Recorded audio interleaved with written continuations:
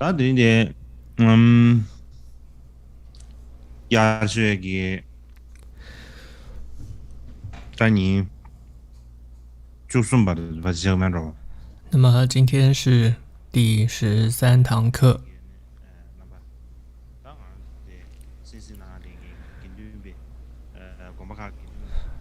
首先呢，也是问候各个寺院的僧众们，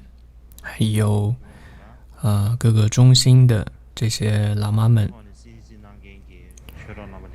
还有透过网络观看这次课程的法友们，先问候大家好。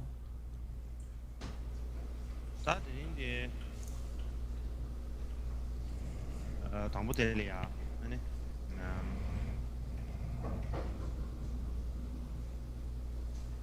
다 가장 뭐 에, 다자가 뭐 투지jen기. 让他都对虚不？在之前课程中，简单的讲了佛陀的故事，然后首先我想简略讲一下，就是佛陀入灭的一些故事，一些情况。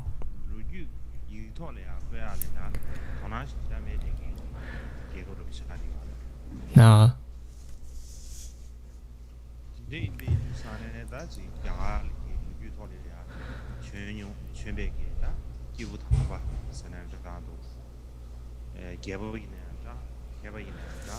所以就像之前谈到过，印度呢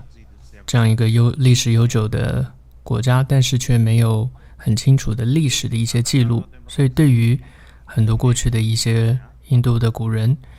那么也都没有清楚的记载。同样讲到佛陀的时候，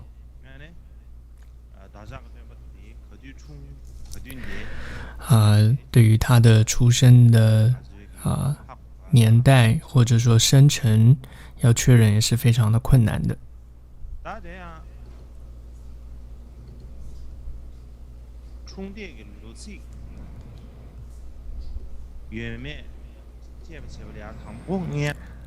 那么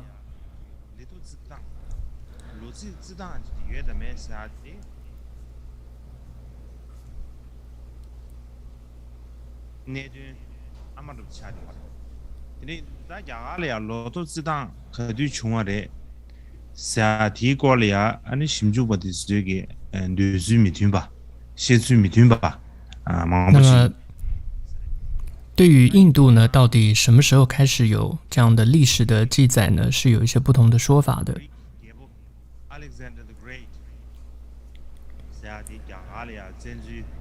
那么一种说法是亚历山大大帝入侵印度之后，那么这时候月护王他统治了南印度，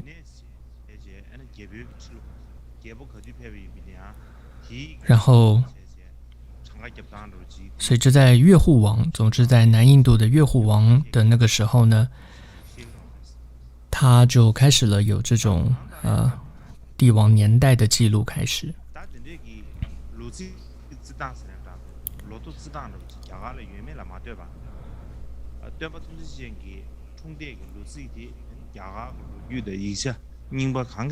但不管怎么说呢，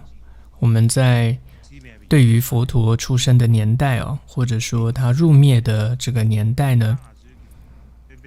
在各种文献、史书或者这种史料当中都没有明确的一个记载。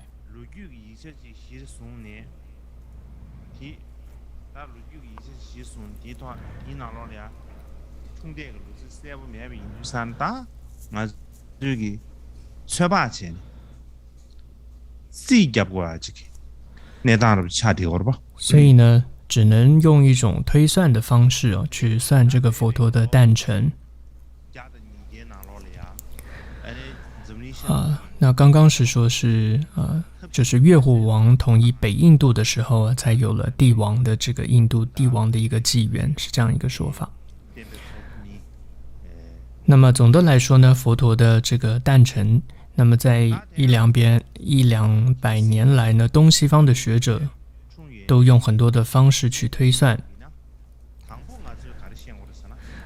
那无论如何，想要推算出佛陀的诞生，可能我们就要先知道佛陀他入灭的这个年代是什么时候。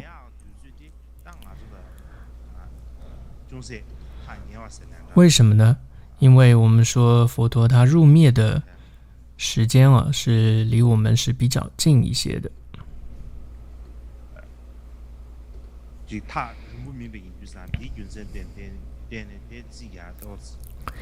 所以因为离我们呢比较近，所以比较容易去准确的去更容易说出入灭的时候。然后再一个比较能确定的是佛陀他世寿是有80岁，这是没有太多争议的，所以我们就可以用佛入灭的那个年份再减去这80年世寿的80岁80年，那大概就是佛诞的那个佛陀诞生的那个年代。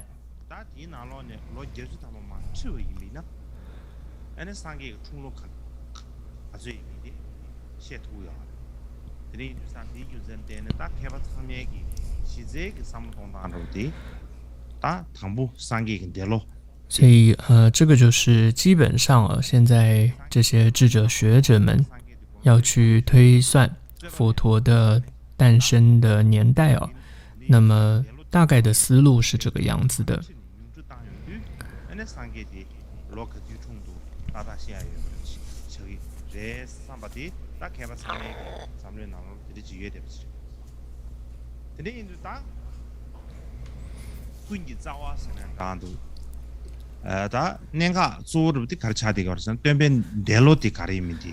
所以呢，这里比较重要的就是佛入灭的是什么年份，这可以说就是一个关键了。但是呢，这也很难说的准确，而且这个要算佛灭的年代这个也是非常复杂的。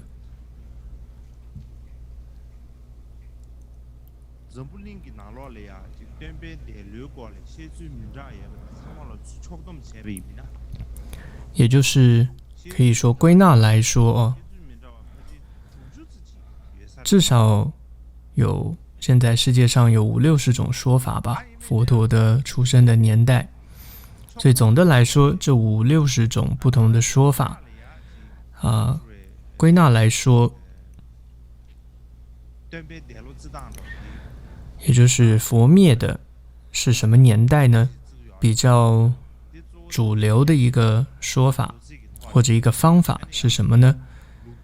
就是透过用阿育王他的年代，就是然后往前去推算，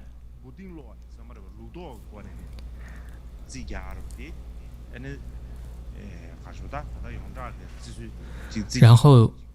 这样子去推算出佛灭的那个年代。好，那就讲到了阿育王的年代。那为什么说要用阿育王的年代去往回推算呢？就像我们之前也讲过就印度本土自己基本上没有这个任何古代的历史文献。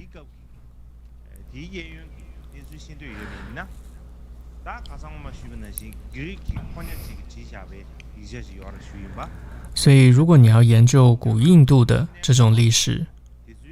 那么你就只能靠像是这个中国高僧的这种游记或者说像希腊的之前提到过那位使节的一些记录，然后就是佛经，或者说就是阿育王的那些石柱上的那些法敕，就是那些文字。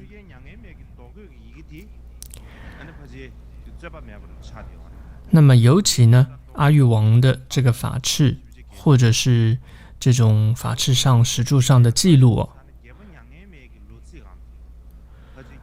是很准确的。所以不管怎么说，根据了这个阿育王的这些石柱上的文字记录，我们能够推算出阿育王的年代。那这个是比较没有争议的。然而接着来的问题最大的争议就是，那么佛陀到底是阿育王之前多少年的这样的一个人？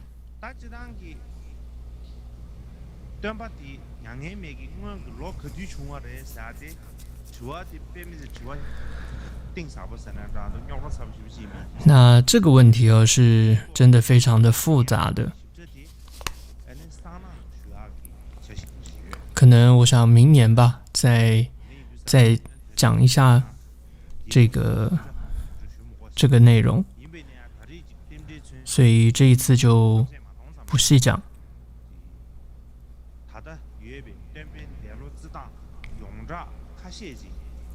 但是呢，还是简略的讲一下大概有几种比较主流的一个思想，认为说佛灭的年代有以下几种。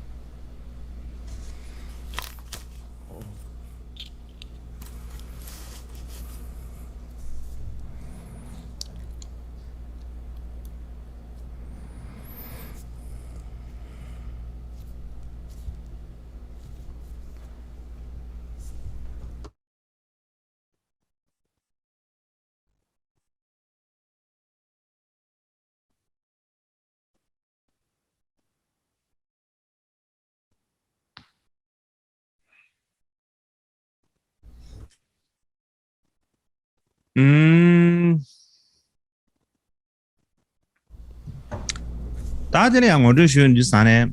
达到的对居民这样抓入看些这样的，但这个干的啥呢？经济的高级，大怕是对了西北侧面着，第一个不了。所以一个是说是在晋朝的，也就是法显的那个年代。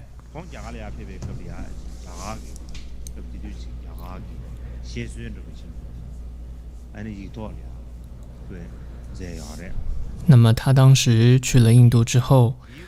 就写下一些有关印度一些历史的记录。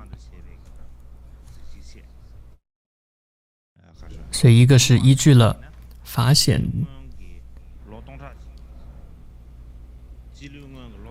的一个记录里面说，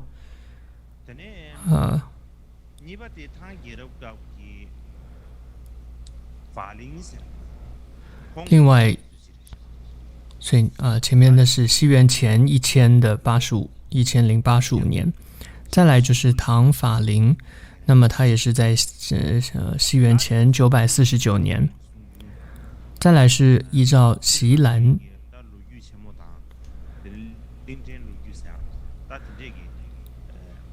席兰呢，他们有一个这种岛史，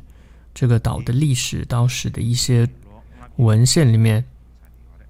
提到的是西元前543年。再来还有一个叫众圣典记，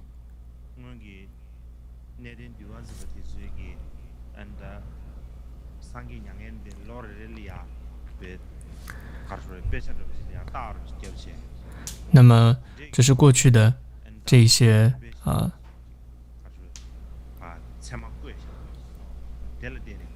过去的这些修行者他们的记录。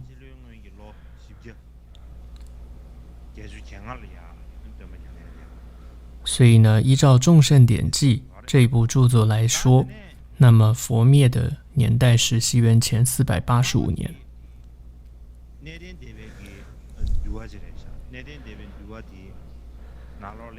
再来一个是善见善见律的毗婆沙，那么这里认为是西元前483年，或者是479年。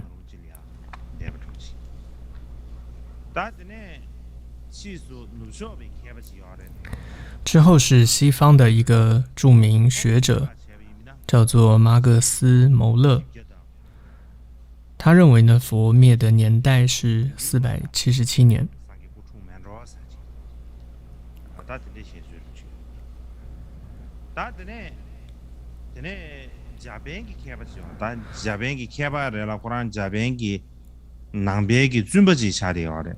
再一位是日本的学者，也是一位日本的僧人，叫做宇井博寿。他认为呢，是佛灭的年代是西元前386年。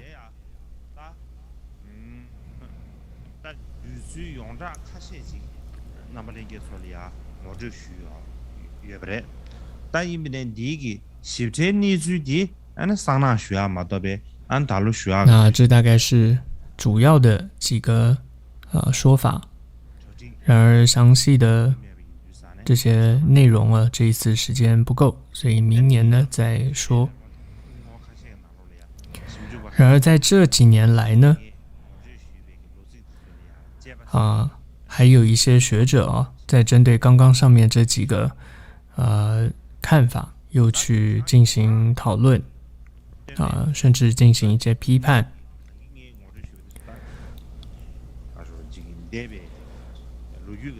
所以这里头引出来的这些说法，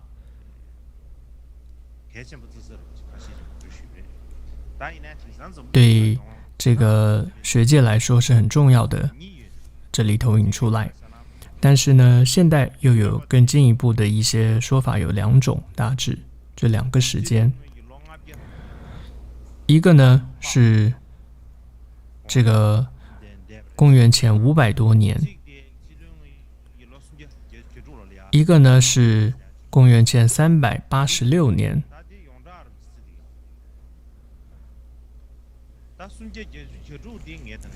那刚刚386年这个就是投影里面有投影出来，就是宇井博寿的说法。那么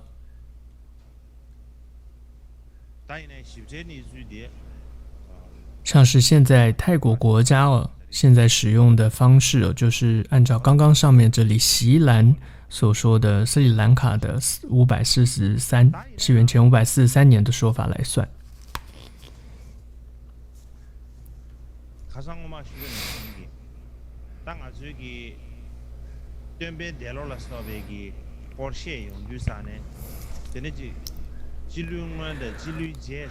就像之前课程中有跟各位说到尤其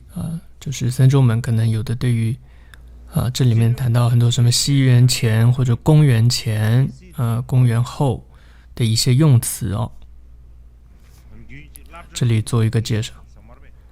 那一般如果各位僧众是有去过学校的话，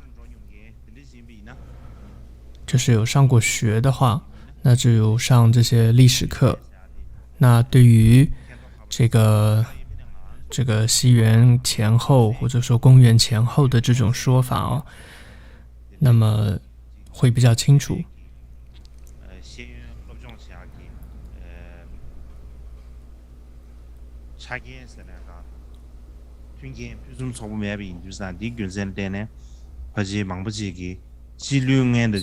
所以蛮多寺院里面因为比较缺乏这些历史的课程的一些没接受过这样的一些教育所以可能对这部分是不了解的。所以呢，接下来简单讲一下这个什么叫西元前后等等这些用词，它的意思是什么。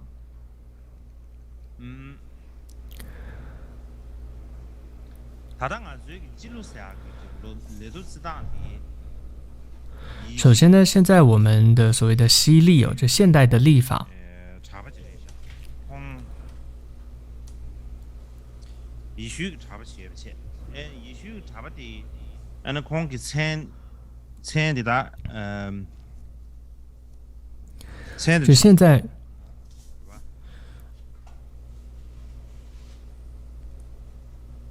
的我们用的这个西历哦，它最主要是由一位基督教的修士，那么他发明的这样子的一个系统，那他的名字有一点点难念。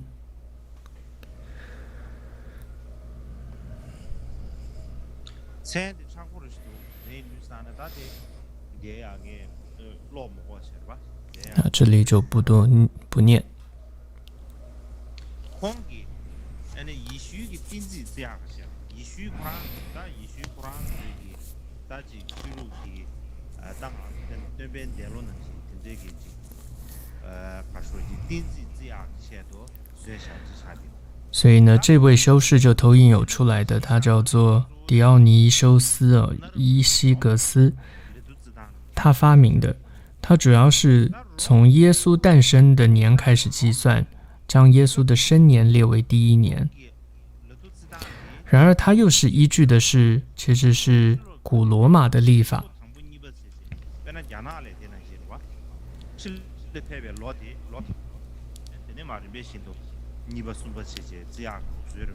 那在罗马呢，它主要年份就是按照不同的统治者然后来算的。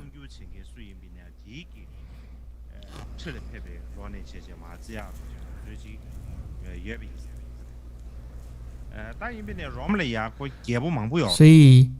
历史上我们看到罗马它就经历了很多的统治者，所以呢，慢慢的，罗马帝国的一些部分的一些地方主要就是从有一位叫做戴克里先皇帝 Diocletian 戴克里先皇帝，他执政最开始执政的时间罗马很多地方就用他这个皇帝执政的时间年份来算说列元年是什么时候。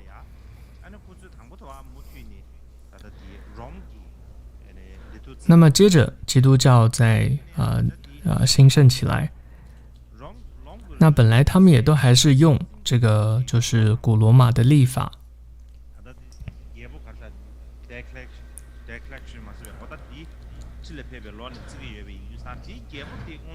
然后就所谓就是用古罗马历法，就是从这个戴克里先皇帝开始的嘛。但是这个后来的这些基督教兴盛之后呢，他们就不想用这个古罗马历法，是因为这个戴克里先皇帝呢，他曾经迫害跟残杀了很多的基督徒，所以他们不想用他的日历来所谓纪念这个戴克里先皇帝。所以呢，这些基督徒，尤其其中那位基督教的修士就是这里的戴奥尼修斯伊西格斯呢，他就发明了一个新的这样的一个历算的系统。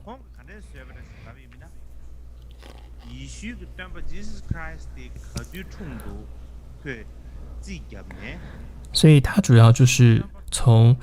耶稣诞生开始计算，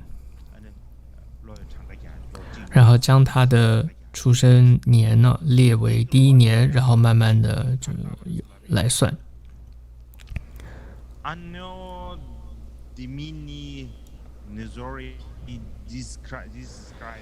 所以他就将这个称为什么呢？就叫做无主耶稣基督的纪年。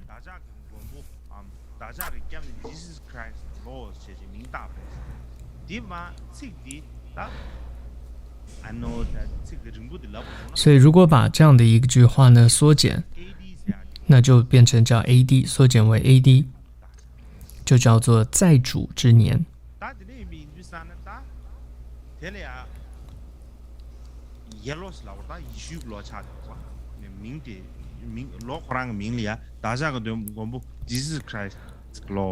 所以这里的年已经变成是无主耶稣基督的纪年了。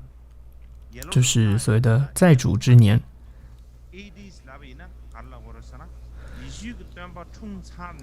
所以有时候这也称叫做基督纪元。所以在这个历法计算当中啊，西元后第一年就是第一个 AD 之前的年份就叫做基督前。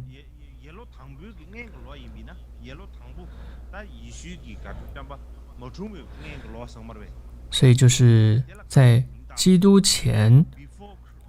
就称为叫做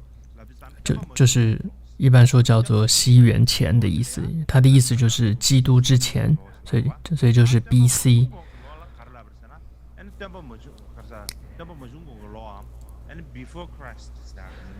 就是 before Christ 就是基督之前，所以就是西元的意思。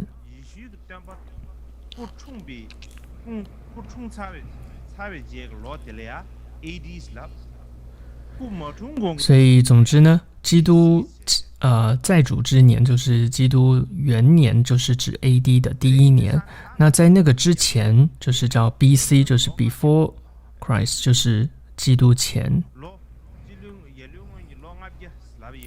所以如果我们说西元前500年就是500 BC 的意思，它指的就是耶稣诞生之前的500年。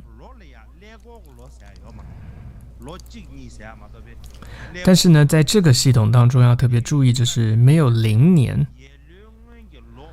所以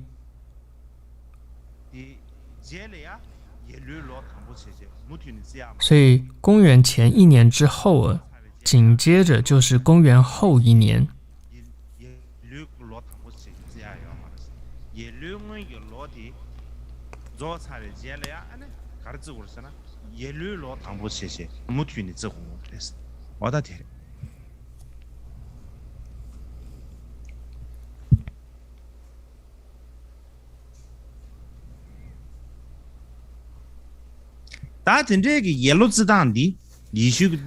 那么这样子的一个所谓的叫做西元的这样子的一个用法那么这种以基督为主的这样一种算法呢，计算系统可以说就传遍了这个欧洲，然后最终呢也成为了全世界的一个标准。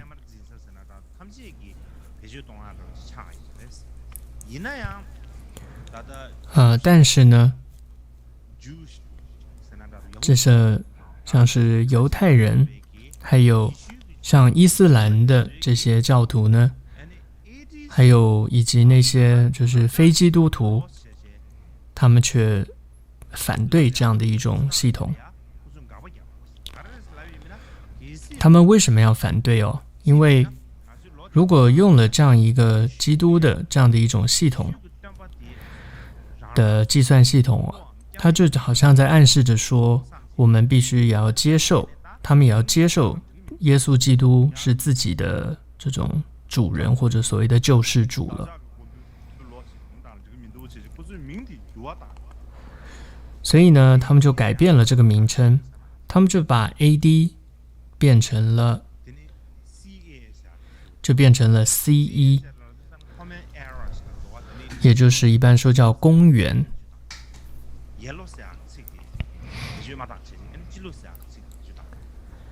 所以他们就不再用西元而用公元。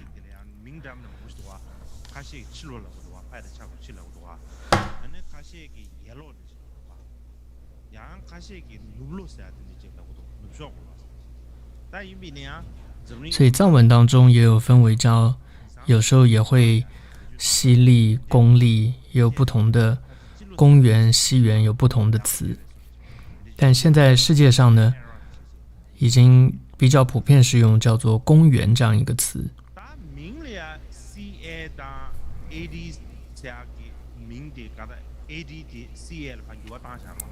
所以这时候之前的西元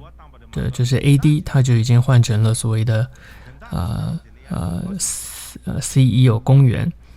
但是这两个意思还是一样的，是没有分别的。譬如说今年2021年你可以说它是公元2021年，就是所谓的 C1 2021 C1 也可以，或者你可以说是2021 AD， 就是西元2021年也可以。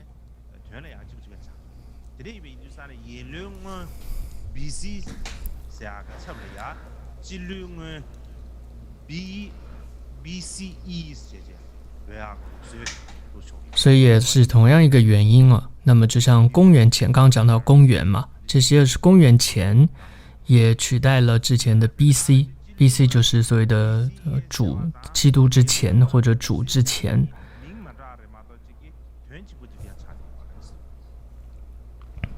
所以就变成就是 BC1 了。那么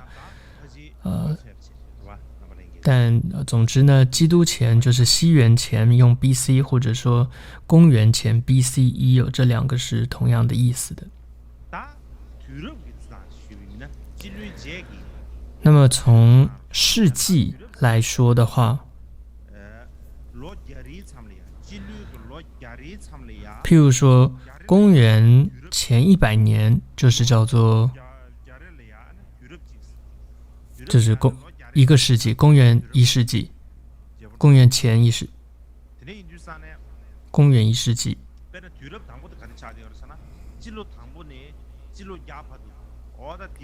好，对不起，是公元的开始的这100年，就是最开始的前100年，就叫做公元1世纪。那么公元2世纪就是接着101年到200年。那这样子类推，所以就像是这个投影哦。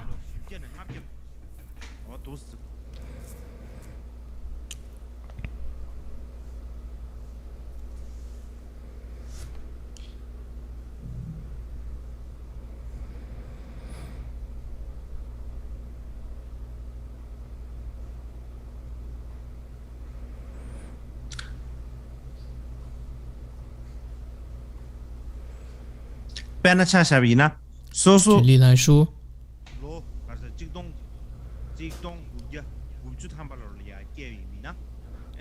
如果你是出生在1990年，那就代表你是出生在20世纪。譬如说我是1985年生的，所以代表我是属于20世纪的，出生在20世纪的人。如果出生是2000年出生的话，比如说是2000年出生的话，那就是属于21世纪的人了。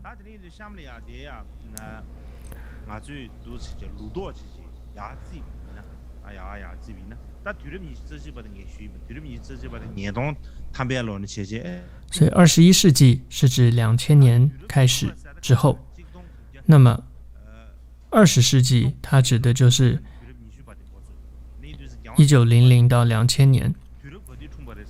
所以如果说16世法王是什么时候的人，他就是20世纪的人。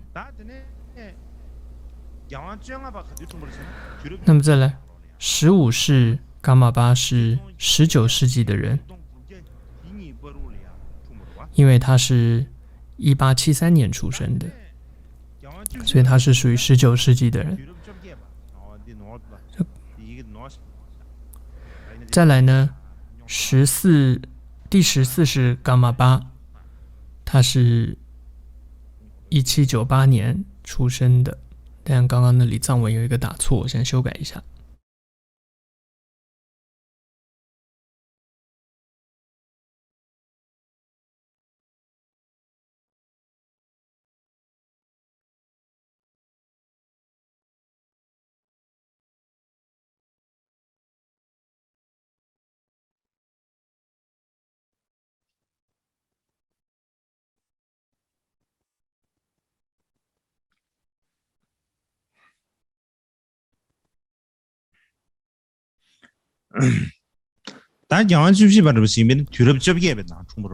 那么14世伽马巴，他是算18世纪的人，因为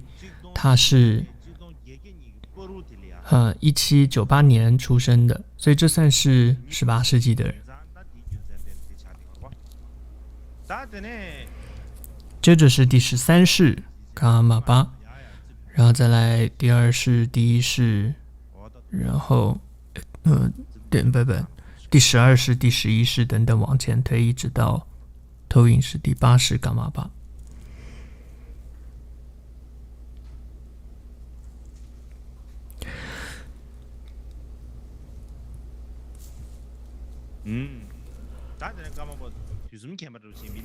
那么像杜松前巴第1世他就是属于12世纪的人，因为他是1110年公元1110年出生的。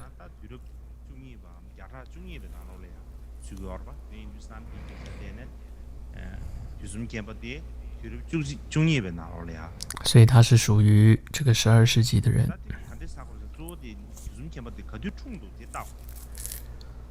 所以这主要是看他的诞生年月，诞生的年来算。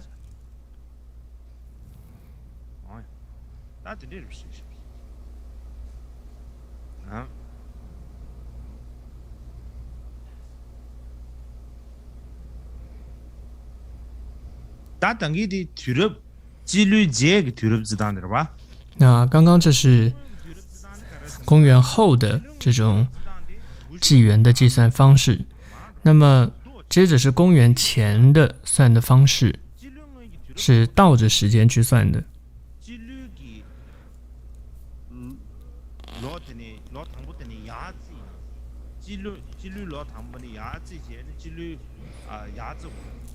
所以它的数字呢是越来越大的。对。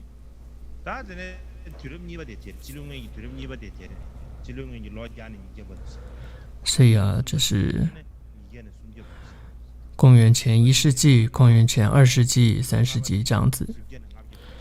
所以像公元前第5世纪指的就是公元前400年到500年公元前500年到400年之间就是公元前第5世纪。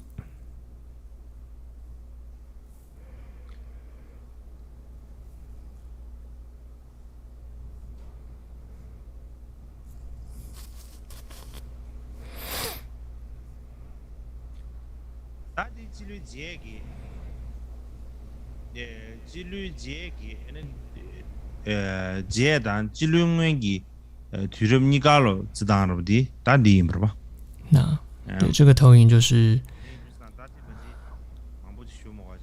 就不用多说，公元前、公元后。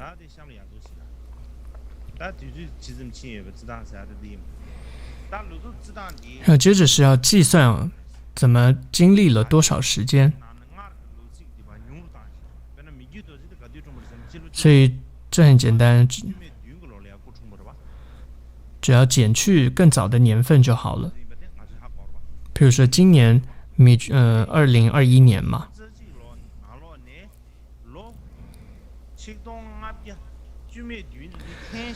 所以米觉多杰呢，他比如说出生是1507年，我们要问他到底离我们是多久，就是2021减掉1507，所以就是距今就已经有514年，就514年前米觉多杰出生。所以世纪也是一样就是现在是21世纪米觉多杰诞生16世纪嘛，所以21减16世纪，所以是5个世纪。所以换句话说，米觉多杰他诞生到现在呢，就已经经过了5个世纪，这样子算。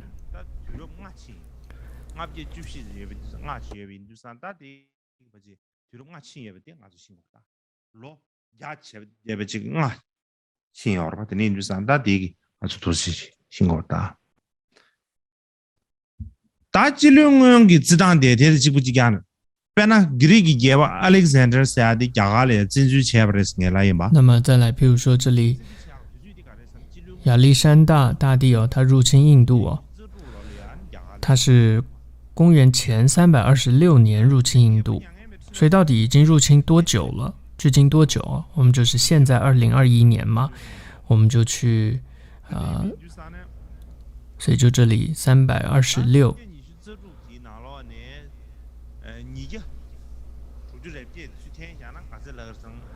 减掉268。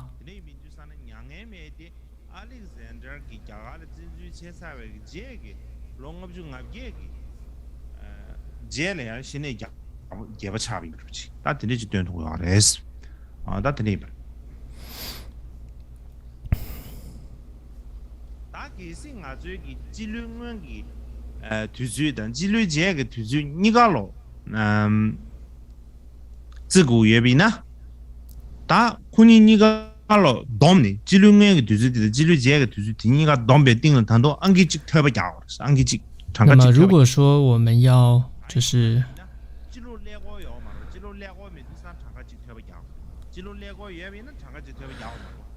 那么计算年数的时候啊，那么譬如说一个年份是公元，一个是公元前，那么就必须要数字相加之后再减1哦，因为没有所谓的零年。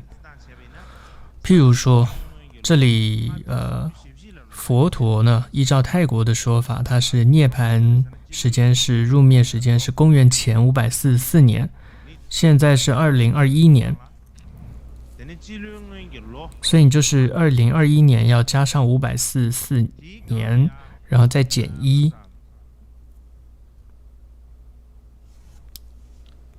所以就是依据泰国传统，佛陀入灭到现在呢，已经有2564年了。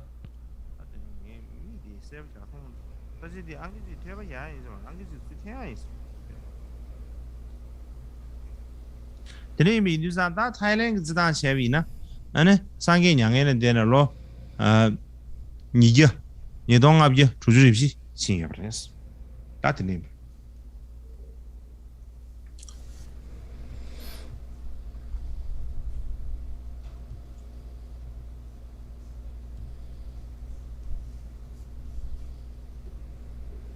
다 바지 드림을 제시다 지르고 로지리 거래야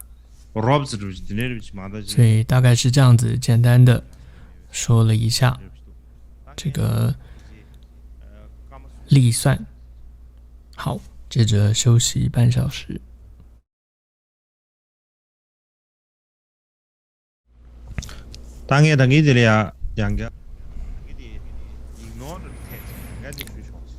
那么这里呢，刚刚这部分再补充一下。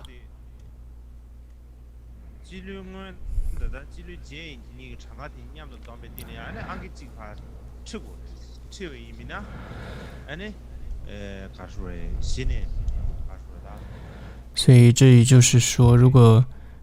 公元后跟公元前要算起来的时候要减1。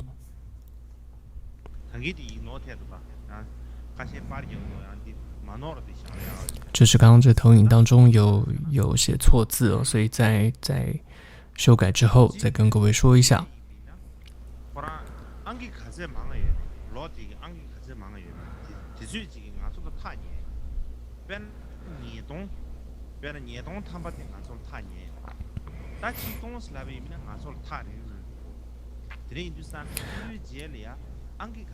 总之，公元后的话，数字越大，离我们是越近。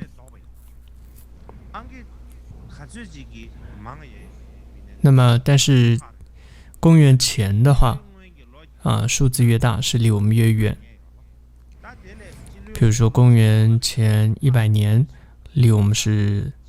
比起公元前1000年啊，公元前100年是离我们是近的。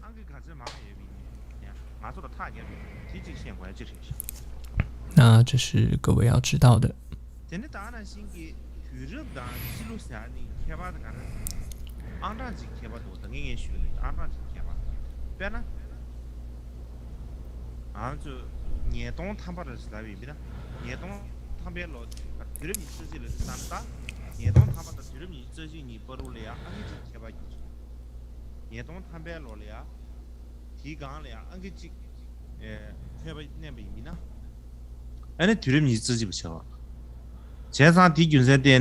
然后再来就是那个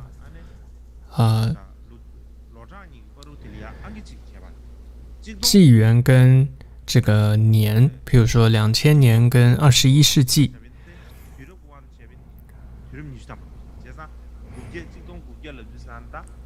所以总之你只要加一哦，那么就是算是纪元，就是世纪。譬如说，如果是19多少年出生的，那么你这是哪一个世纪呢？你就加一个一，那么就是20世纪，19多少年就是20世纪。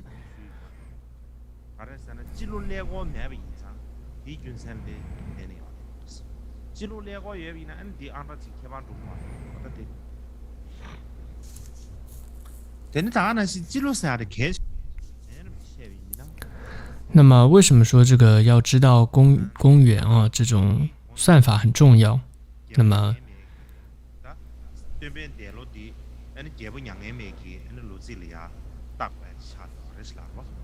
么因为为什么要讲这一段犀利哦？这种很重要啊，就是因为我们刚刚说要了解佛陀入灭的这个年代哦，就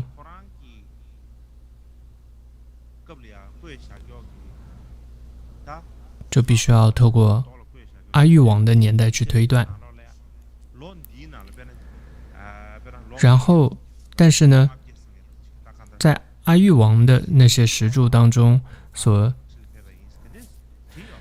记载的文字并没有记得很清楚，说是多少年。比如说他不会写18多少年，不会，他只会说在我登基后多少年。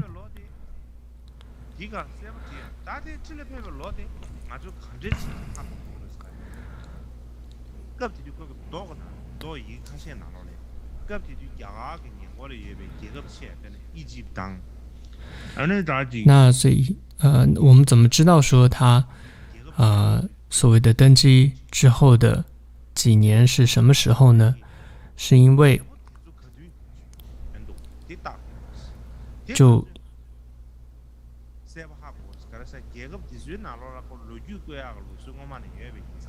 呢，在这些石柱里面，有时候会写上其他国家，比如说当时埃及啊，或这些国家的那一些王的年份，他会写上去。而那些国家呢，他们的历史记录会比较清楚，所以又透过了那些国家的这些某个王或者某个皇帝他的年份来推算阿育王的年份。然而就算我们确认了好所谓阿育王登基的年份，然后但是要确认佛陀又是阿育王出生阿育王之前多少年，在文献当中并没有这样子写得很清楚。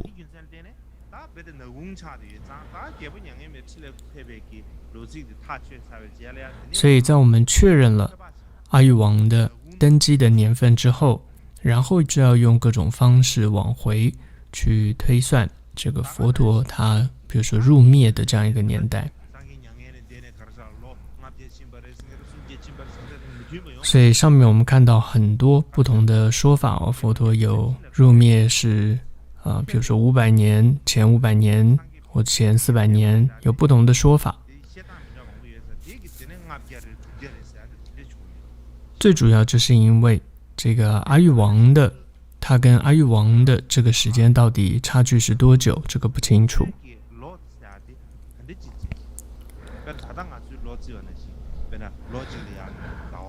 然后再来印度的当时的这样的历法当时是怎么样记录的，或者怎么历算的系统是什么，跟我们现在的是否一样，也可能有不同。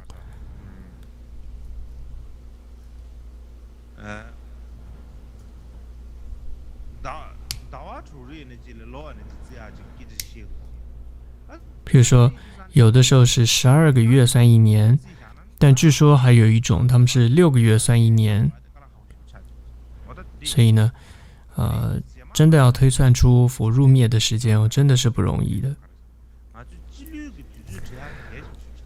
所以总之希望各位僧众们要记得的就是说，这个历法悉历或者说所谓的这个公历悉历历法一定要知道怎么算。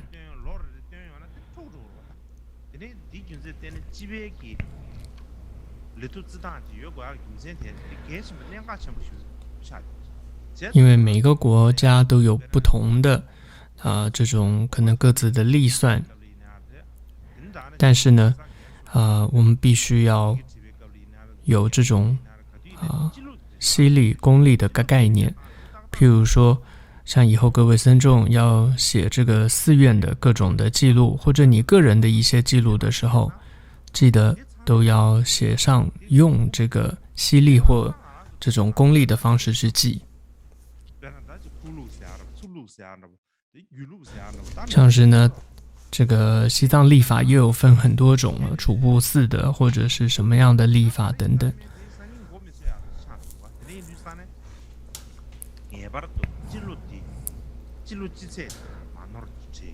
所以首先最确认就是西历要这个历法要用这样的历法记录好，然后在这个之上可以再加上各自的可能不同的历算的系统的时间再加上去。譬如说楚布寺的历法，但现在你都可以加上去哦。但是像这种楚布寺历法，可能现在的人你知道怎么算，但之后可能就不知道，或者说不知道怎么算，所以呢，也不要造成后来的人的困难跟麻烦。用公认的这样的一种历法来做记录，各寺院的记录，这我觉得是很重要的。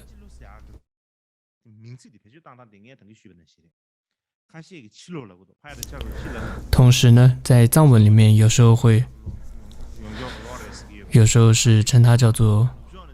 外来的历法，或者说叫西方的历法，或者有叫做基督的历法。但是呢，现在呢，大部分的都是公认的是用这个公元，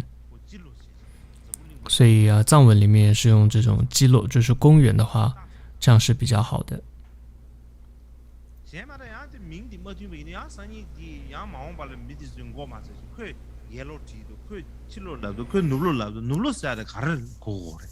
옐로스야도 가르를 고고 그래서 양 고알레 마시니 녀로 여러야 디지규 정도는 야고도 그봐 디양 참에 두섬 시야과다 개점시 所以大家不然造成后来的人困难可不好了，可能200年300年之后，他们都是只知道比如说公历基洛这样一个公历的词，但是但看到我们记录写的是西历或者西元的时候，或者其他的基督元年、基督年的话，这样他们可能就搞不懂了。不然总是觉得说这个让种多节的这个历法，然后就是所谓的楚布历是最重要的，那一定要算，然后一定要用这个来记录。我不是说这个不好，或者说不重要，这很重要，还是要这样去记。就算你想要不同的5、6种历法，你要记下来，算法都可以写下来，都可以。但是一定要记得要写下这个西历的这样的一个，或者说公历的这样一种计算方式。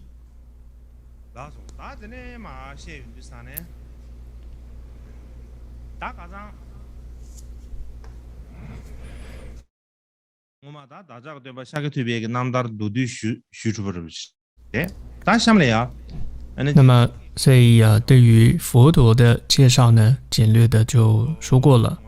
接下来要简单介绍一下佛陀的弟子。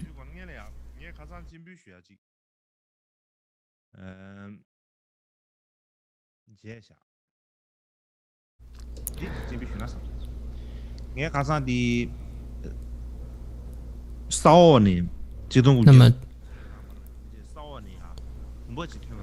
昨天课程中有提到说，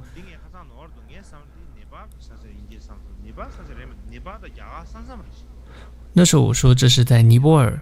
并不是，那是在尼泊尔跟印度的边界，算是在印度的这个国界以内的。总之呢，那里就考古学家就有发现出这样一个舍利湖。那么课堂中也有提到，在这个壶里面就有这个佛骨舍利，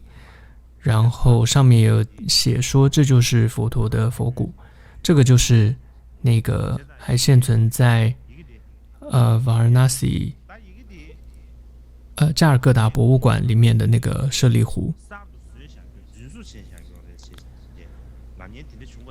虽然有人说，你看上面写的字哦，有人说是新写上去的，但一些学者去研究之后发现并不是哦，这是真的是当时的古的文字。那这个壶现在在哪呢？就是在加尔各答的这个博物馆。所以如果各位有机会去加尔各答，就记得去博物馆去看一下。当然不知道有没有开放参观这个湖。但是呢，总之这里面的舍利骨呢，已经有的是给了泰国，有的给了斯里兰卡，有的呢一部分呢就收藏在这个日本的名古屋的那个寺院里。然后再来有提到，也有挖掘出这个石柱，那么这个在 Varanasi 的博物馆里面有收藏着。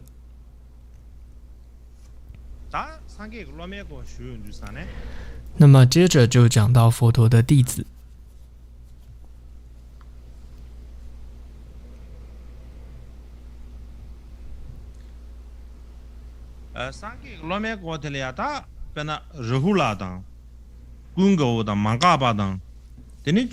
那么这里面像是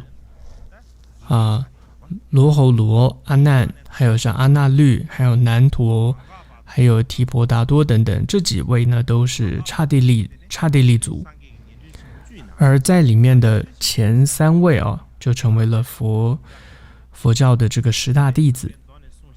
那么10大弟子的算法有一些不同，譬如说这是按照维摩诘经里面的说法是这样子的10位，但是呢在另外一个这个巴利文的这个经典当中呢又有不同的说法。在这个自说长老经里面说法又是不同。但这里你看，像舍利佛、大目犍连、大迦叶、大迦旃延，还有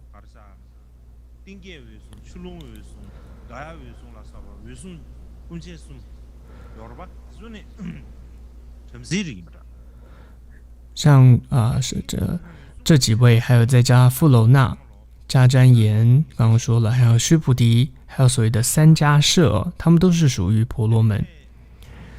然后在这些弟子当中，除了3位迦摄，这迦摄3兄弟之外其他都已经是属于佛陀的10大弟子。另外随着刹帝利再来婆罗门嘛，那么再来吠舍这样一个种姓当中也有几位，像是耶舍，还有这个牛主等等。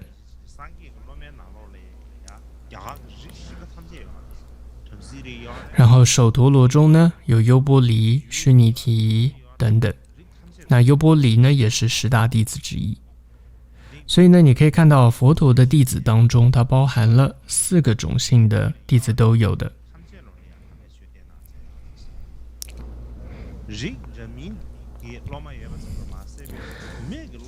所以佛陀不仅是度化了每一个种姓，而且呢除了种姓的之外，还有像是尤其这个女性的弟子，佛陀也是度化了，像是佛陀的母后，还有他的王妃，母后就是大爱道，母后波舍波提，还有他的王妃耶输陀罗，还有这个著名的莲花色比丘尼都是佛陀的这个弟子。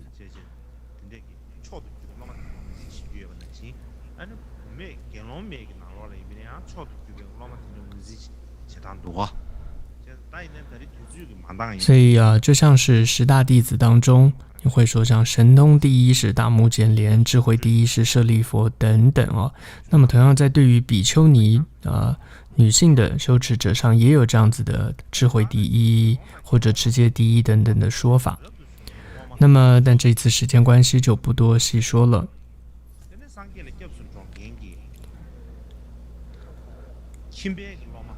所以这是出家众比丘比丘尼的部分。那么再来皈依佛教的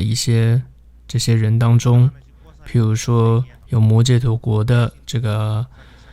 频婆娑罗王和阿舍世王这对父子，还有焦萨罗国的波斯匿王，那么还有以这2位王为首的为主的释迦族的族人，还有像是莫罗族、黎居族，还有焦赏弥王等等。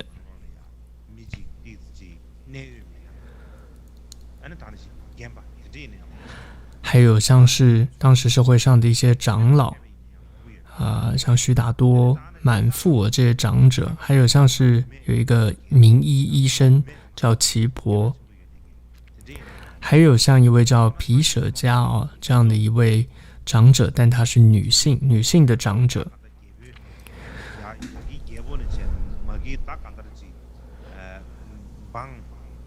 所以你可以看到，在家众或者皈依佛陀的这些弟子当中，有从这些王公贵族，然后一直到一般的人民都有，庶民都有。所以这里面佛教徒包含了像有的是兄弟、父母、亲族朋友男女老少，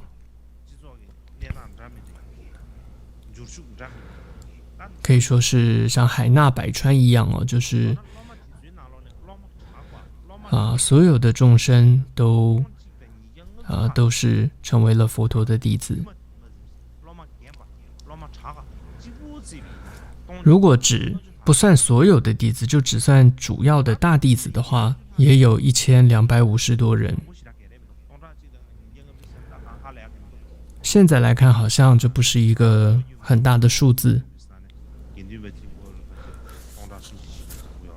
像我们噶举祈愿法会的时候就3-4千人，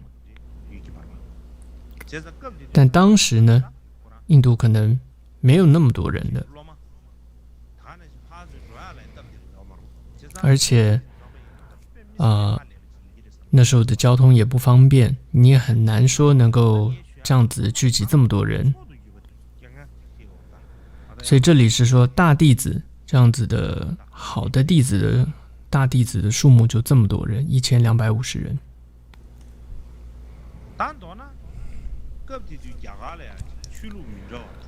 总之呢，就像我们之前说，当时的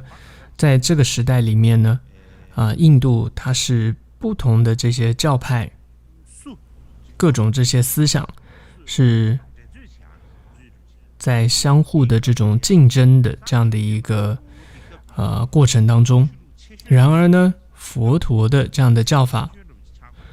却成为了不只是印度，甚至是当时全世界最大的一个宗教。为什么佛教会可以成为这个样子？这个原因也是很复杂的，不容易简单说清楚的。一个角度来看是因为如果将佛教跟印度教去相比的时候，你会发现佛教它是比较这个宽容的。虽然这么说，但是呢，佛教也有他自己的一些立场，反对的一些东西譬如说有什么他是佛教反对的呢？譬如说种姓的制度，还有这种苦行主义，还有呢就是形式主义。譬如说那时候很多的婆罗门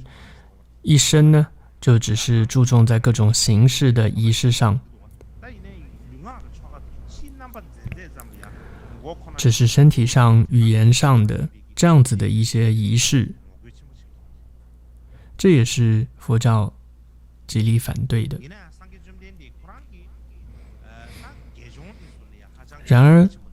佛陀呢，对于这些沙门还有婆罗门还是很敬重的。就像我们昨天课堂上有说，当时的修行者有分为沙门还有婆罗门，佛陀对他们都是非常的敬重的。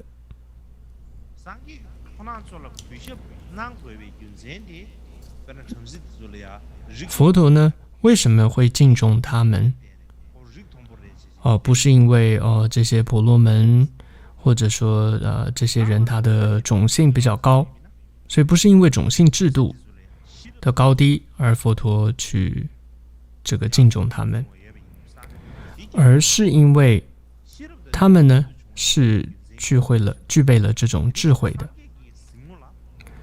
有具备智慧的这样子的德行的德行的。所以可以说，在当时佛陀的眼里他没有种姓之分，他只有这种叫做智慧之分。如果他有智慧，这个人他的行为是好的，那么佛陀就会敬重他们。所以就像佛陀的最后一个弟子昨天有提到的那一位，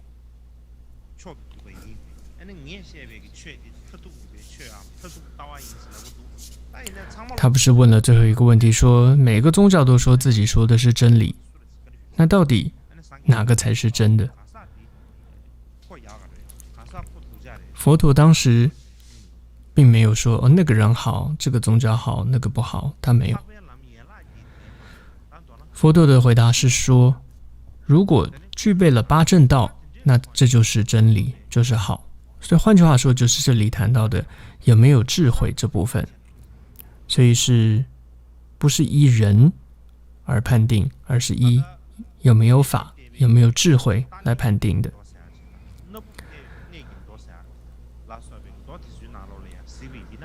那么从一些巴利文的经典，像是阿舍述经还有一切智经当中你都可以看到记载着很清楚佛陀他的这样子的这样子的宽容的新的一些例子这样的一些观点都可以很清楚的从这些经书中去看到。尤其我们从这个我们叫做持戒第一的这个优波离尊者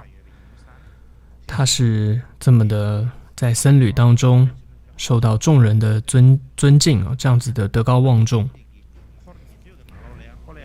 那么虽然你看他的种姓是犍民首陀罗，但是呢他还是能够在佛教的教团当中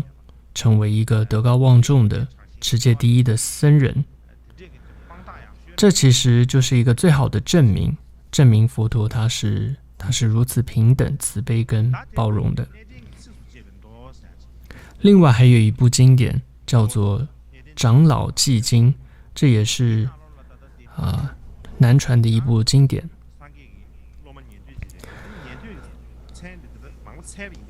在这里面呢就有提到有一个叫做须弥提，有叫尼提的一个僧人，但是这个我一直找不到藏文里面的这个对应的这个人的人名，但中文叫做须弥提。似乎在这个咸鱼经当中也有这样一段故事但是藏文也没有找到它的这个名称。总之这里是依据了长老记经里面有一则这个寄颂，讲的就是这个人。那这里有一段他的可以说自白，他就说我是一个贱民，就是首陀罗，而且呢我非常的贫穷，平常我的工作就是别人的仆人。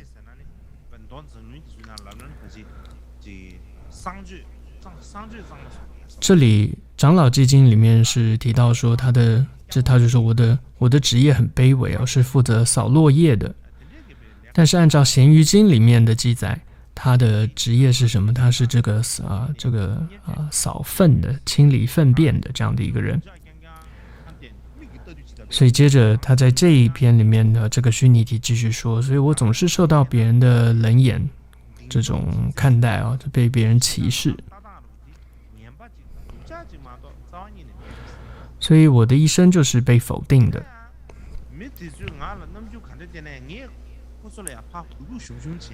但是无论怎么样，我对别人都还是恭敬以对的。那么有一天呢，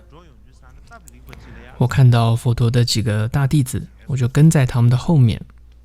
然后就遇到了佛陀。那个时候呢，我就马上放下了手上的东西，就跪拜在佛陀的面前。这样一位慈悲的佛陀呢，他也停下了脚步呢，就来到了我的面前。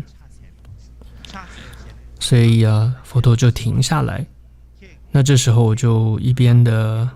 顶礼，一边呢就跟佛陀说：“您可以收我为弟子吗？”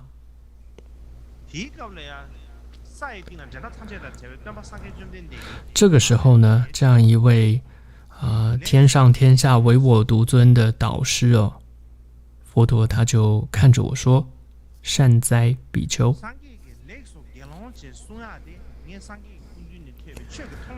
善哉比丘这句话就是我从佛陀那里得到的最初的一个教诲。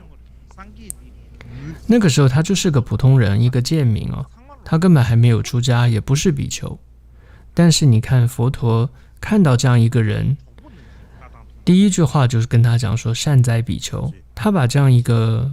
在佛陀的眼里这样一个贫贱的人，对于佛陀来说是他的像是朋友，是他的弟子，所以他就称他是善哉比丘。尤其称为比丘，这个是一个很大的一种称呼了，因为这在僧团当中比丘的地位是最高的。同样呢，这样一个人虚拟提的，接着他出家的情形，在另外一部著作是马明菩萨的叫《大庄严论经》。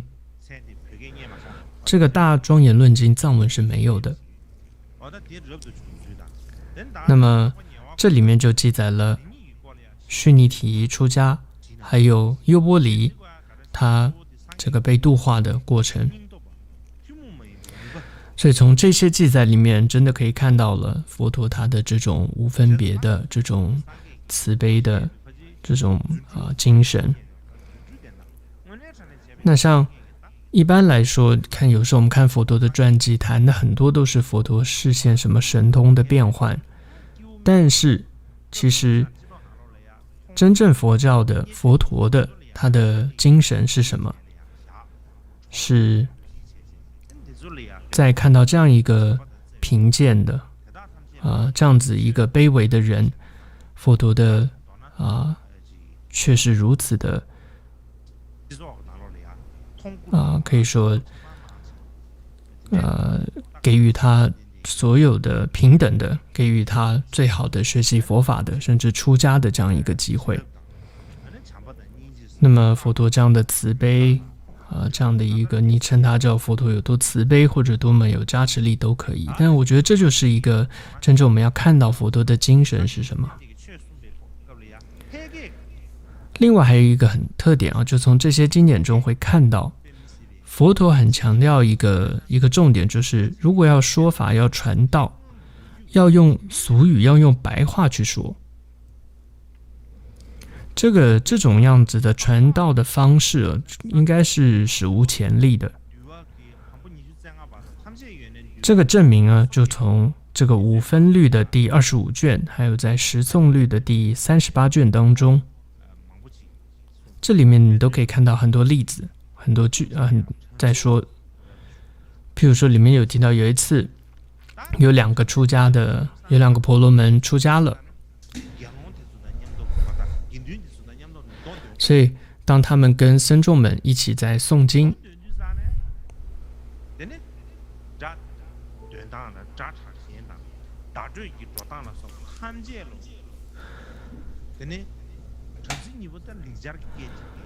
那他们发现的这个比丘们诵经啊，无论是在这个诵经的发音啊，或者是这个语法规则上都和自己，他们是婆罗门嘛，就是用梵文的，和自己的语言呢是相差非常的多，所以他们两个就很生气。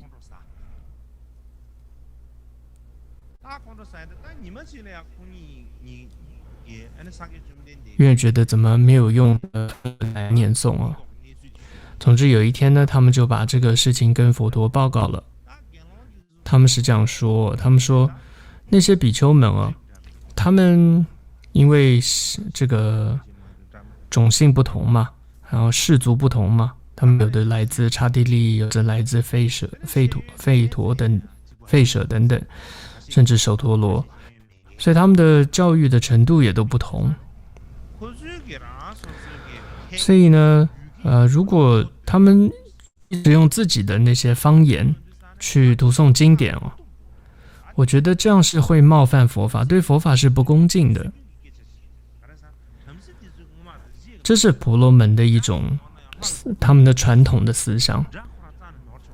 还记得之前谈到过吗？婆罗门他们对于这种赞颂、念诵，他们的每一个用词的用词、发音、语法，他们是非常非常注重的。所以呢，他们的梵文就称为他们认为这是一种雅言，就是是一个必须要非常的准确的，然后要这是他们很重视的一件事。结果呢，到了佛教的僧团，这些所有的僧众，他们自己念自己的，自己用自己的方言，用自己的俗语去念，所以他们两个受不了。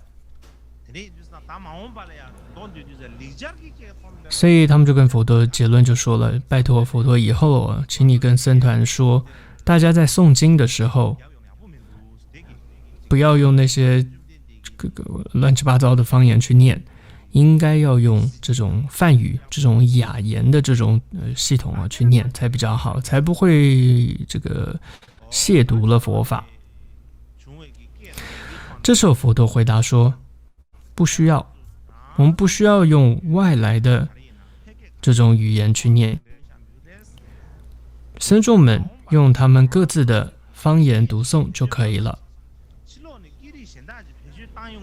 如果僧众们以后没有用自己的方言俗语来念，而用外来的语言去念的话，是要受罚的。所以你看，佛陀回答刚好跟这两位婆罗门的请求刚好说的是相反的，反而佛陀却说，就是应该僧众们你要用自己的语言、自己的方言去学习、去读诵这些经典。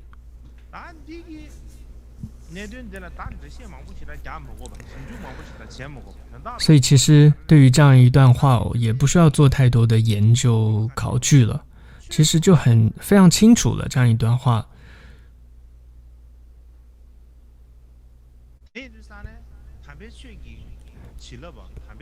就是佛陀的这种慈悲的精神呢，他就是希望佛教的内容能够让每一个众生都能够知道跟吸收。所以呢，佛教的这些经文必须是大家容易了解的、容易接受的，就是要每个人都简单明了的，不然总是那些深奥的梵文，这样是不行的。以前我问过我的老师，要学梵文要学多久？我的老师就说，大概10年吧，12年吧，10年20年吧。那时候我就想说，这样大概我要再年轻一点再学，不然怎么可能学得完哦？不然连学法的时间都没有。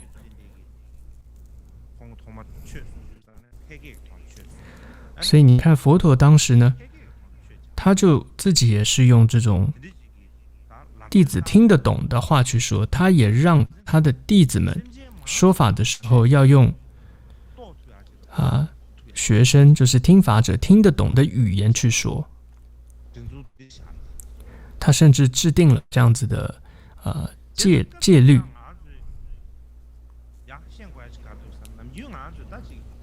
所以我觉得这里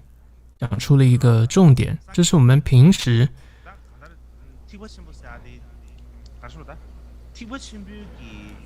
要怎么说，就是当我们在比如说在讲大乘的时候，我们会觉得佛陀成都可以成佛，这是一个共同的一个说法。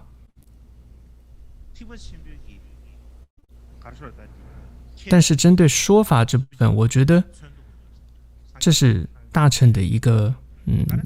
大乘法的一个特点，就是说法。成佛院、小乘、大乘都认为成佛嘛，但是说法这是大乘的特点。就像之前说，佛陀成道，他自力圆满，如果他没有说法的话，那我们现在也不会听到佛法。但一种传说说是有帝释天梵天来请法，所以说法，那是另外一件事哦。但是你说佛陀成佛之后，如果他自己没有说法，然后他反正周围也没有人请他说法，所以他如果不说，其实也没有人会抱怨说他怎么证悟了没说法，因为没有人知道他证悟了。所以说实在的，他也没有什么样的特别的责任说一定要说法，不像如果你的责任身份是一个老师，那么你到了学校你不教书，那当然是会被学生被别人说话。但是呢，佛陀那时候成佛，也没有人就告诉他说来了，你是这个叫做老师了，你一定要教书，没有，一定要传法，没有，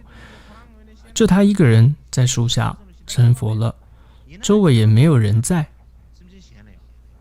所以呢，他自己没有任何的差别。真正的重点跟差别，真正的重点关键是谁？是众生。就是因为他观察到众生的需要，所以他做了这样的决定。我觉得这个是大乘的佛教的整个的关键跟重点在这里。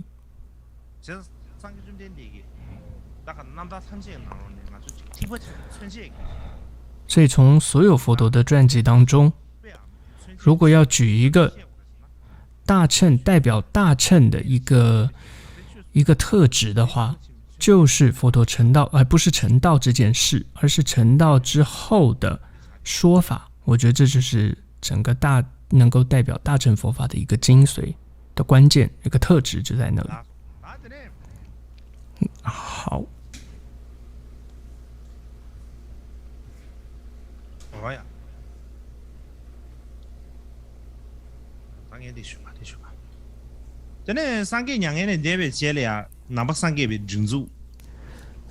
那么佛陀入灭之后，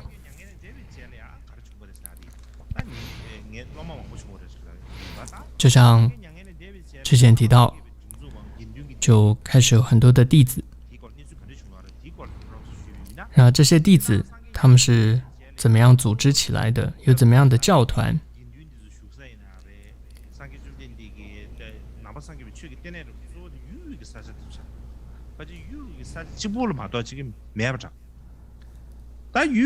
那么当时的佛教教团主要是在中印度的地方。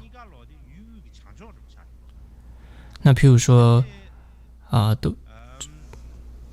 他们没有到太远的地方去，都在所谓的中印度。譬如说佛陀的诞生地兰毗尼，还有入灭的地方居士那罗，都在中印度的北边。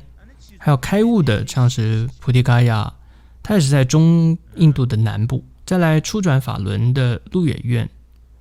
它是在中印度的西部。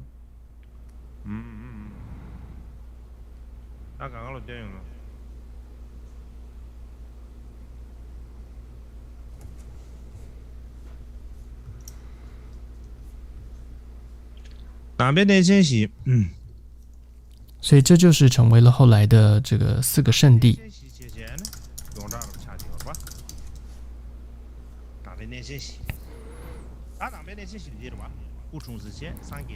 所以这是诞生的、成佛的、转法轮的，还有这个入灭的这4个佛教的4大圣地。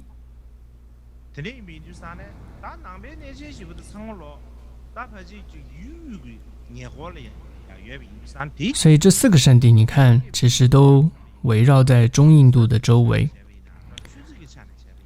所以对于初期佛教的这个初期佛教徒他们来说，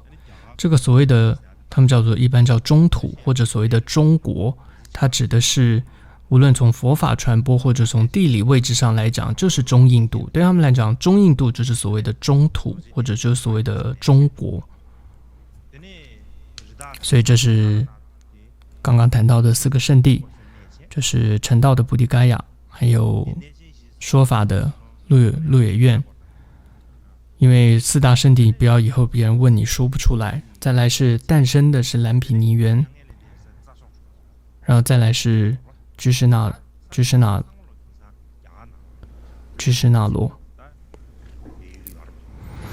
那这4个地方，蓝毗尼园现在算是在尼泊尔，其他3个地方都是在印度。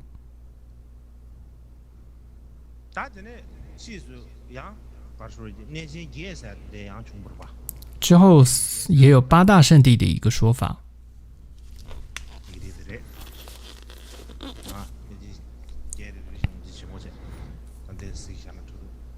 那就不一一说，大概就看一下投影有8大圣地的说法。所以佛陀入灭之后的教团主要还是在中印度活动，但是在慢慢的这个教团就开始往西方还有西南方去发展。那为什么会往西方西南方不往其他地方呢？是因为首先没有往南方，是因为中印度的南方它有一个叫 Vindhya， 一个叫平陀山脉，所以这个高原就阻断了向南的路。也没有往东，是因为东方呢特别的热，而且是非常酷热的这样一个地方，没有开发的地方，所以就往西南方去，这个僧团往那边去发展这个弘法。然而呢，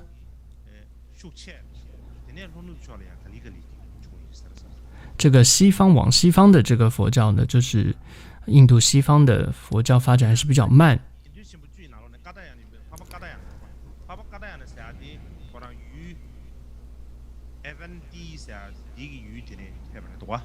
那么主要西方为什么慢啊？是说这是婆罗门的一个地方，所以比较慢。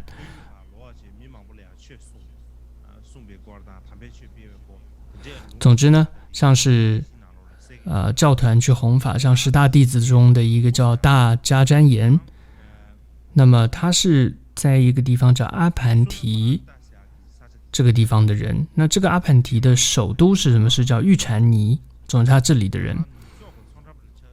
那么所以他特别善巧方便，在佛法的弘扬上具备了这种善巧方便，所以他就后来回到了他的故乡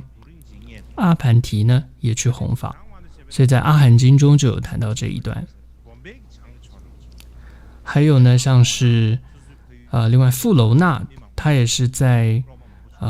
总之在一个地方弘法，然后在这个印度的西海岸的地方弘法。那后来在那边也发现阿育王的碑文，所以大概是现在孟买的比较北的地方。所以你看富楼那那时候，总之证悟之后，他又会回到他的家乡继续去弘法。再来呢，佛教也有一些弟子是商人，所以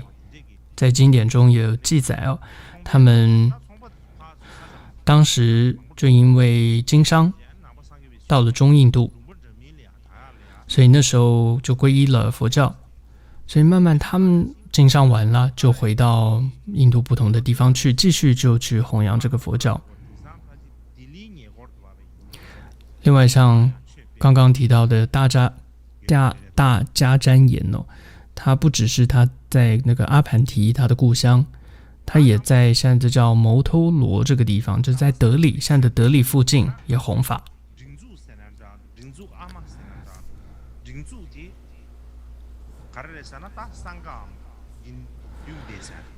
所以这样一个教团的组织哦，这样四处弘法，那这个教团称为叫什么呢？就叫做桑嘎。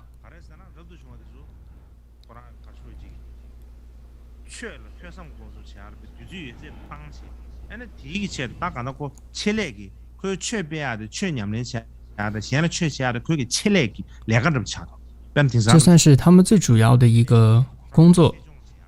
就是要弘法。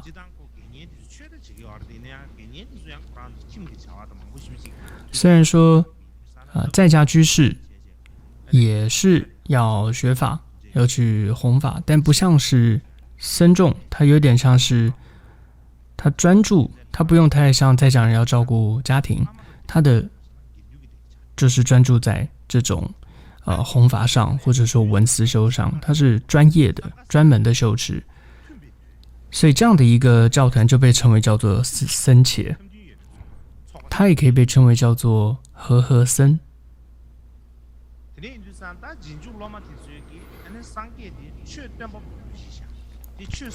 所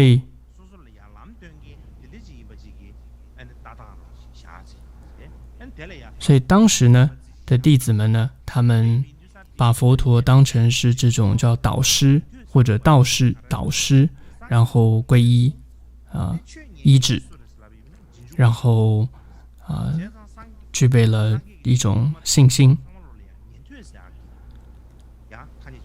然后就跟随着佛陀的指导，所以呢，当时的弟子们就称为就叫做声闻，这是叫听闻教法者。所以不像是我们现在一听到声闻，好像觉得比较稍微一点贬义，好像它是大乘之下的，是这个小乘。但其实最早开始的时候，声闻它就是听闻教法者，它指的就是佛陀的弟子。那接着在经典里面呢，这里有一段呢，特别将僧团僧伽比喻成什么？比喻成大海。那这样特别要说一下这8个这种说法比喻，是因为在藏传大概大家都没有听过，所以我觉得应该要讲一下。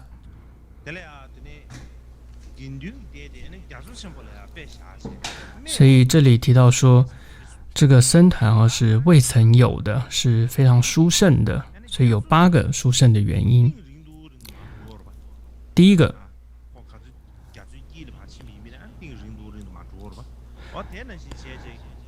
比喻就像是大海越来越深，僧伽的也渐渐，僧伽们也会逐渐的变得有学、有学习、有学持、有学问等等。再来第二个是比喻第一个是用大海的深，再来是就像是大海不会超越过海岸，所以弟子们呢，僧伽们呢，也不会破这个戒律。再来第三个是说，大海呢，它是不受死尸的，就说必推其上岸，就是尸体它不会一直留在大海里，一定会被推到岸上来。所以意思在比喻的是说，僧伽只要是犯戒者，他是必定会被举罪的。再来一个是百川都会入海，然后呢，这些百川进入海中之后，这个川的名称也都没了，就是都统一叫做海。同样，进入僧团了，僧伽之后，这样一个教团之后，你自己的种姓、名字都要舍弃，只有一个名称，就叫做沙门释子。再来一个比喻，就好像大海就是同样一个咸的味道。所以呢，僧伽们呢，同样也只有一个味道，就是解脱。再来第6个特点，僧伽的特点是这样一个教团的特点是，就好像大海呢，它纳入了百川，但是它并没有增加，它也没有减少。所以同样，僧伽这样一个教团当中的得到这个修行的人呢，无论说证入这种阿罗汉果位的这种涅槃果位的再多，但僧伽也不会变多，也不会变少。再一个比喻说，就好像大海中有藏着各种的珍宝，僧伽也具备各种的功德，譬如说具备了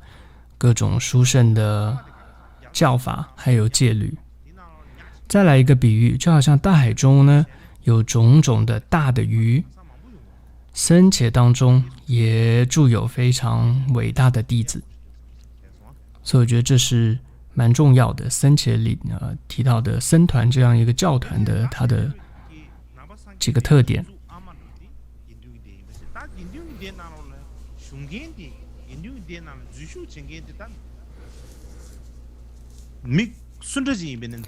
那么想要进入到这样一个僧团修行，是不是有这种有分别的？什么有的人可以进，有的人不能进吗？并不是的，是所有的种族不分阶级种族都可以进入到僧团修持。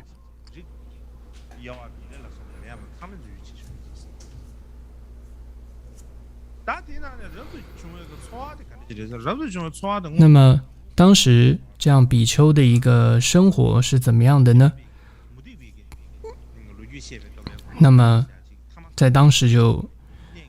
的时代就是用游行的生活。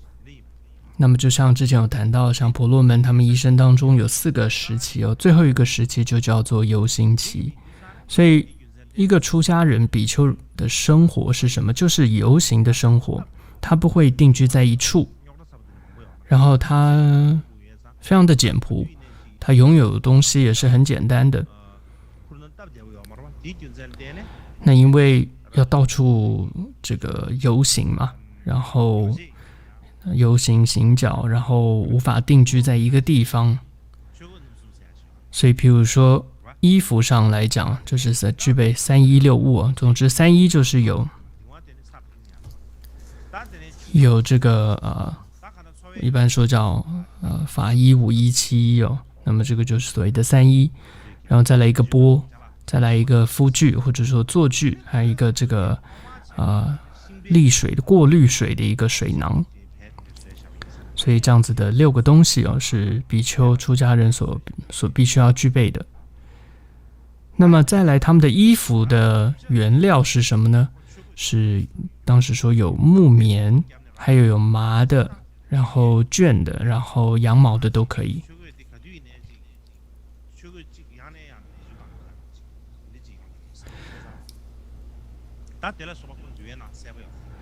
所以这些呢，在律典当中都很清楚有提到。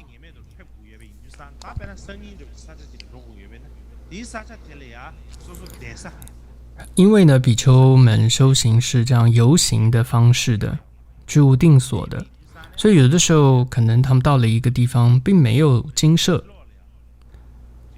所以呢，他们就这个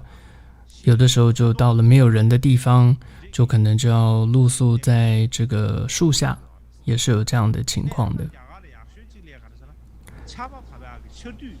但印度的这个气候有个好处是，除了雨季之外它有8个月的时间是不下雨的。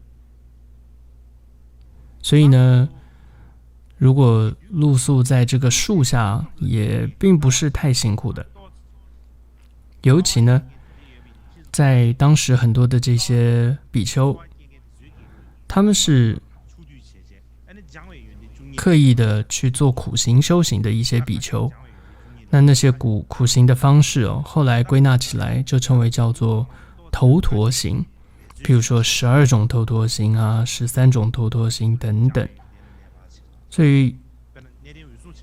像是大迦叶，这个大迦叶尊者他就是特别以头陀行为修持的。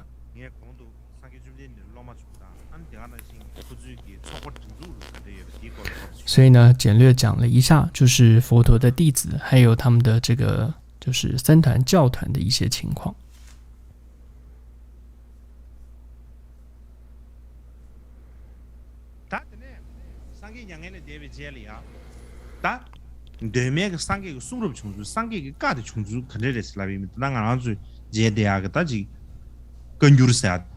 那么再来就是佛陀的这些经典啊，当时是怎么样的成立起来的？也就是我们现在能够看到的这些经典是怎么结集起来的？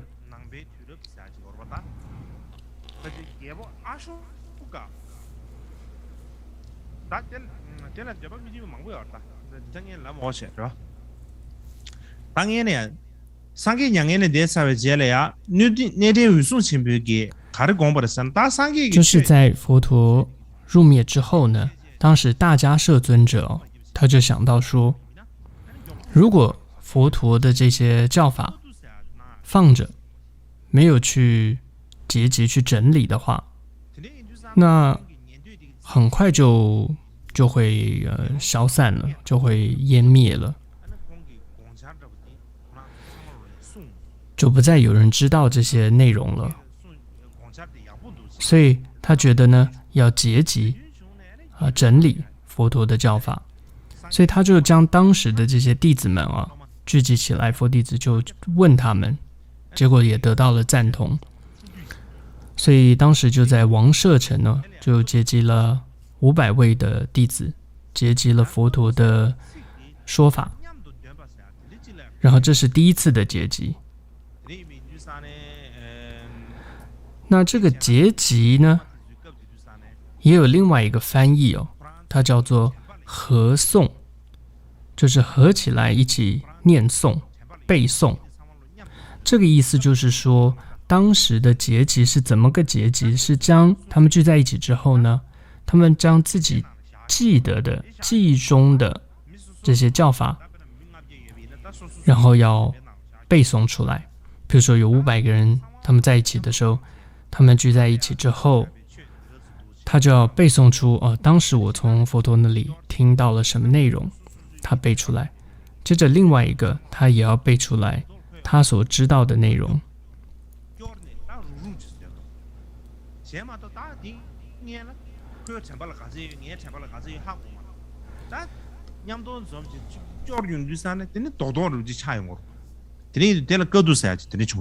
所以这就是第一次结集。但是当然也有一些学者说并没有所谓的第一次结集但是在各个这些部派当中的文献你看都有记载这所谓的第一结集，所以应该是有实际发生的一件事情。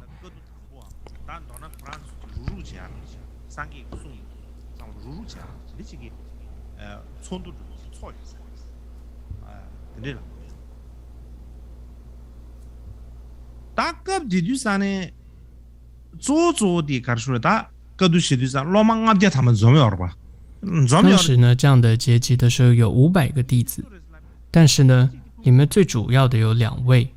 一位呢就是阿难，他的这个责任呢，就是说出所谓的 Dharma， 就是所谓的教法。因为呢，他是常常随侍在佛陀身边的。换句话说，佛陀所有说过的内容他当时他都在身边。再来呢，所谓的律刚刚是经，或者应该是说所谓教法再来就是所谓的律，就是 Vinaya。那这个就是由第2位叫优波离，他说出。所以呢，后来这就结集成为所谓的金藏跟律藏啊，就是阿难是结集了金藏，优波离是结集了律藏。当然，这样的一个说法，这是依据了南传的巴利的里面的说法哦。那么藏传佛教里面的说法好像不太一样。那么再来论藏呢，因为我们说三藏嘛，金藏、律藏都有了。那论藏是什么时候成立的呢？但那个应该是更晚的一件事情了。总之呢，当时为了要便于这个记忆这些内容，譬如说这些经，还有这些律，所以呢，就将这些内容整理出比较短的文字的这种叫契经，叫 sutra， 或者说变成像 gata 伽陀的方式记下来、传下来。然后呢，在这样子的很精简、容易背诵的这种契经跟诗句的伽陀诗句的这种方式上，还加上了一些说明，然后就把这样的内容一直传下来。所以这些说明的内容是什么呢？就叫做因缘尼达那。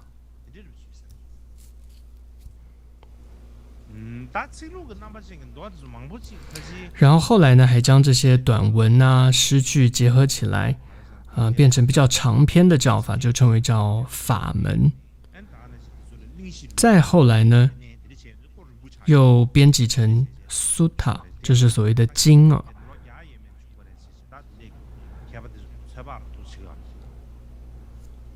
所以总之呢，后来这种比较长文的经典是在佛灭后100年左右发生的事情。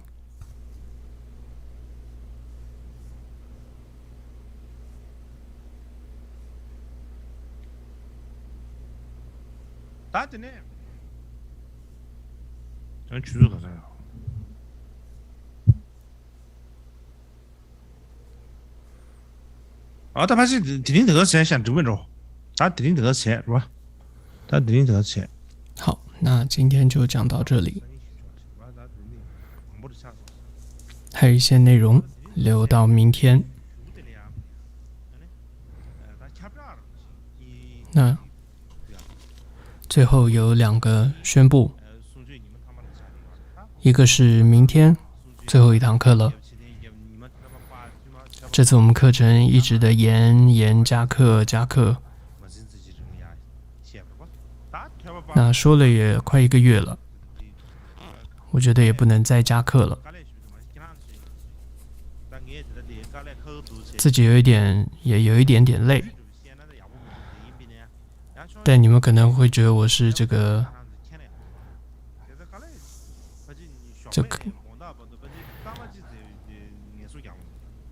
但的确是真的是有一点辛苦，因为从早到晚真的是几乎连1分钟都没休息，所以我觉得就是为了备课所以我想1个月差不多了这样的课堂，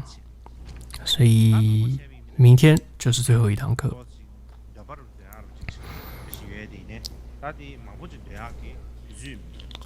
那么本来想说要多念诵一些内容，但时间关系，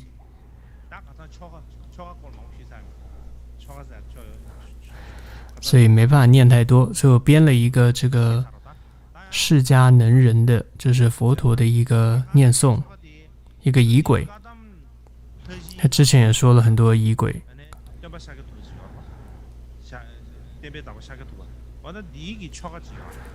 总之呢，在噶当的一个课诵当中就有这个，在教戒藏里面、口诀藏里面，还有在达拉那塔这个祖师的一个著作当中都有这个部分，就是教主释迦牟尼的一个仪轨。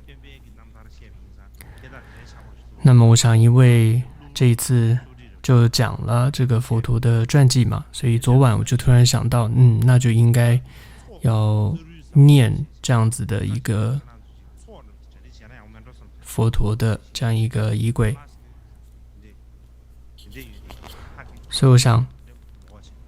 可能要当成是一个会供，所以你们可以准备一些这个贡品，最好就是什么水果啊，不要有太多包装的，有这种塑胶包起来的东西不要。总之，所以就一起会供，一起念诵这样的一个仪轨。那这是第一个宣布。那这是明天课程结束前要念诵的。再来第二个，就是我们这次现在有春季课程，就是忏摩比丘尼的课程。春季夏天现在是夏天的，然后再来还有冬天的课程，然后再来就是秋季，但是秋季的话，我想这个也说的话就太多了，而且呢，印度跟夏天不见得有秋天，西藏是有秋天。但总之呢，接着就是到冬季课程，一般我们说是在冬季辩经法会上有冬季课程。去年是讲了冈波巴四法，那么今年呢要讲什么呢？那我先不说我的想法，但是我想佛学院的堪布们，请你们先讨论一下，就是冬季的课程，也就是冬季辩经法会的时候，我要讲什么比较好，可能会比较有帮助。请你们讨论出一个结论，然后再跟我说，然后看你们的结论，然后我再看我自己的想法，再跟你们说。好，最后做课诵。